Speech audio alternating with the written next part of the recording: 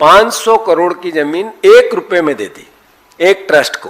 Trust में कौन है? ट्रस्टी नंबर 1 एक श्री राम जी हैं जो मुख्यमंत्री जी के सांस्कृतिक सलाहकार हैं। 500 करोड़ की सरकारी जमीन सिर्फ 1 रुपए में ट्रस्ट को दे दी गई। यही आरोप लगाकर कांग्रेस प्रदेश अध्यक्ष जीतू पटवारी ने मध्य प्रदेश की राजनीति में बड़ा सियासी धमाका किया था।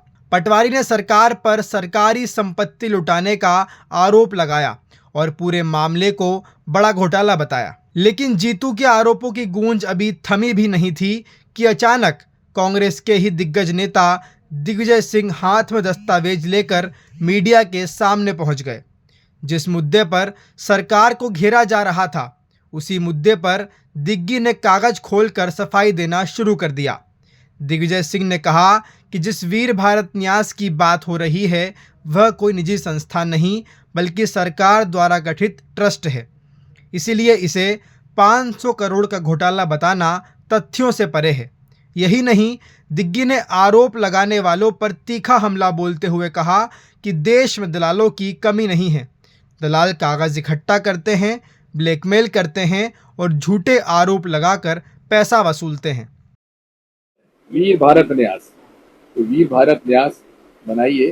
तो ये जो वीर भारत न्यास और उसके पास का एक और जो है जिसमें दिया गया है, ये रजिस्ट्रार ने जो रजिस्टर किया है उसका बता रहा हूँ मैं। रजिस्ट्रार पब्लिक ट्रस्ट भोपाल वीर भारत संस्थान संचालय रविंद्र भवन परिसर भोपाल को एक सार्वजनिक ट्रस्ट के रूप में प्रकट करता हूँ। ये पूरा का पूरा एक साथ हुआ है जो जमीन 1 रुपए में दी गई है, इसलिए वो चार्ज सही नहीं है। अब देखो बात यह है, इस देश में दलालों की कमी है। दलाल लोग जो हैं वो लोग अपना झूठे आरोप लगाना और पैसा वसूल करना चलता है, इसलिए ये सब उसका खेल है। ये ट्रस्ट के मामले में मैंने कहता हूँ रिसर्च करे, मैंने आता नहीं हूँ, इसलिए जान करके मैं ये पूरा रजिस्टर पूरा फाइल लेके आया हूँ।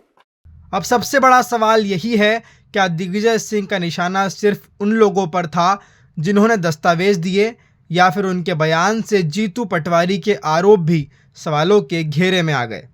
क्योंकि जिस मुद्दे पर कांग्रेस सरकार को घेर रही थी, उसी मुद्दे पर कांग्रेस के वरिष्ठ नेता दस्तावेज लेकर सफाई देते नजर आए। ऐसे में बीजेपी की बैठे बिठाए बड़ा सियासी मौका मिल गया। अब सवाल सिर्फ 500 करोड़ की ज़मीन का नहीं है, सवाल यह भी है कि अगर आरोप इतने गंभीर थे तो कांग्रेस के भीतर ही उन पर अलग अलग राय क्यों सामने आई। फिलहाल मध्य प्रदेश की राजनीति में इस मुद्दे ने नया मोड़ ले लिया है।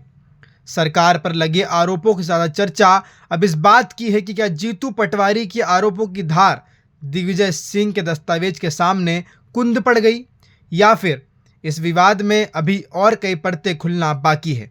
अब देखना दिलचस्प होगा कि इस विवाद पर कांग्रेस एक ही लाइन पर आती है या फिर 500 करोड़ की ज़मीन का मामला सरकार से ज़्यादा कांग्रेस के अंदर की सियासत को बेनकाब करेगा। लगातार जानकारी के लिए देखते रहें पॉलिटिक्स वाला।